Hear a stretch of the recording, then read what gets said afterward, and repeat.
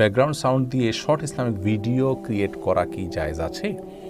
যদি কেউ কোনো ইসলামিক ভিডিও তৈরি করেন, সেটা কোনো ইসলামিক লেকচার বা বক্তব্য হতে পারে, সেটা কোনো ইসলামিক নাশিদ বা সঙ্গীত হতে পারে, এমনকি কোরআন কারীমের আয়াত হতে পারে, তেলাওয়াত হতে পারে, এটার ব্যাকগ্রাউন্ড সাউন্ড হিসাবে আকর্ষণীয় করে তোলবার জন্য যদি কোনো কিছু যুক্ত করেন কেউ, তো সেটি জায়েজ হবে তখন যদি সেই ব্যাকগ্রাউন্ড সাউন্ডটি হারাম না হয়।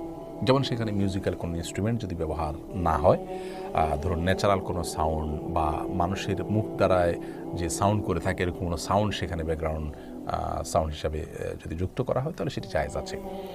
আজকাল অনেক ইসলামী সঙ্গীত, এমনকি অনেক ইসলামিক আলোচনা লেকচারের ভিডিও অনেকেই তৈরি করেন যেগুলার ব্যাকগ্রাউন্ড সাউন্ড হিসাবে আপনার মিউজিক্যাল ইনস্ট্রুমেন্টের সূক্ষ্ম ব্যবহার আছে। এই ধরনের ব্যাকগ্রাউন্ড মিউজিক বা ব্যাকগ্রাউন্ড সাউন্ড ইউজ করে থাকেন। এটি যদি হয় তাহলে সেটি অত্যন্ত গর্হিত এবং গুনাহের কথা হবে।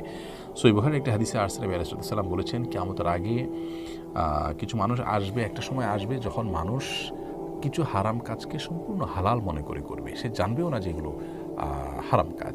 তোমার থেকে একটা হলো বাদ্যযন্ত্র, মদ, জেনা, এগুলোকে মানুষ বৈধ মনে করবে। তো এই যে বাদ্যযন্ত্রের ব্যবহার অনেক ইসলামিক কন্টেন্টের মধ্যে অনেকে যুক্ত করে দিচ্ছেন, তার মানে তিনি এটা হালাল মনে করছেন, আমরা এটাকে উপভোগ করছি। আল্লাহ তাআলা মাফ করুন, যারা এই ধরনের কাজ করছেন তারা খুবই গর্হিত কাজ করছেন। আপনার এই ক্রিয়েট করা ভিডিও থেকে অন্য অন্য মানুষরা হারামে লিপ্ত হচ্ছেন, তার দায় কিন্তু আপনাকে বহন করতে হবে। এই জন্য এই বিষয়ে আমাদের সাবধান থাকতে হবে।